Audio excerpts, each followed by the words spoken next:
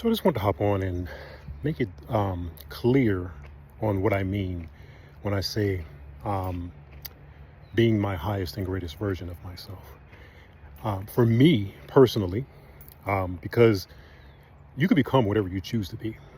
And for someone else, being their highest and greatest version of themselves can look like being a millionaire, can look like I want to make $50,000 a year and then I'm, whatever label you want to slap on yourself.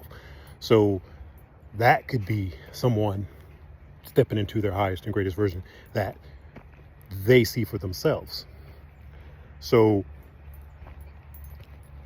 when I say my highest and greatest version of myself, I'm speaking just that. The highest and greatest version that you can be is stepping into your godlike nature, because everything is energy.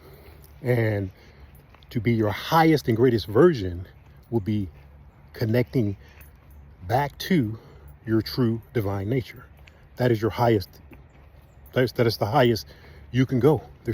So that is connecting to the highest and greatest version of yourself. So that's what I mean personally when I say highest and greatest version. And Ephesians 4:22 through 24 talks about it perfectly. And it's talking about putting off the old self, which has been corrupted by your deceitful desires, and putting on the new self, which is to be in the image of God.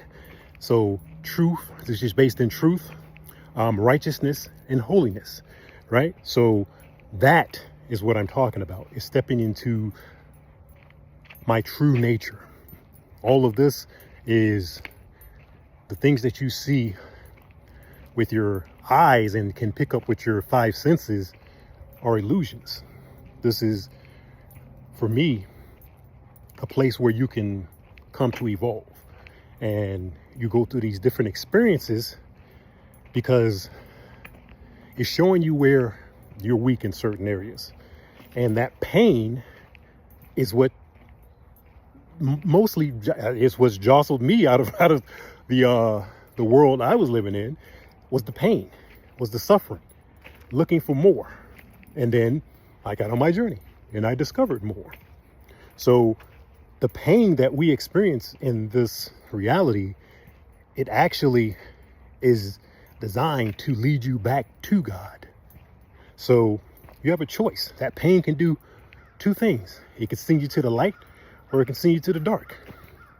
And unfortunately, a lot of people take it to the dark because they see that that's what the majority of the people are. So they just, oh, well, that's what everybody's going to do. So I want to protect myself and yada, yada, and blah, blah, blah. So you can do that, but you're following the same path that they are. So, and I refuse to do that. So that's why I walk the path that I walk. And Carl Jung once said, I'm not what happened to me, I'm what I choose to become. So, as I said, you can become anything you want to. So, and another great quote I like, Ralph Waldo Emerson, and it's, what do you say? What's that one?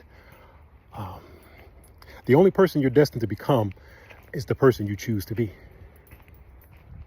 So, same thing. It's all pointing in the same direction. You have the power to choose who you're going to be and what you're going to do and what you're not going to do. So how are you using that power? That's the only question really, is are you doing truly what's best for you? Or are you just following the program and letting the things that happen to you lead you?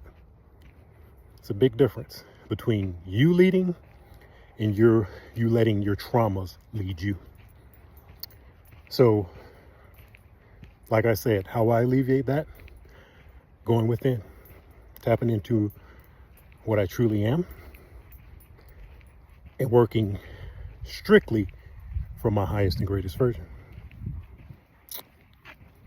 And I'm going to leave that there. And as always, if you got anything out of this message, actually just like, subscribe, and I will definitely check you in the next one.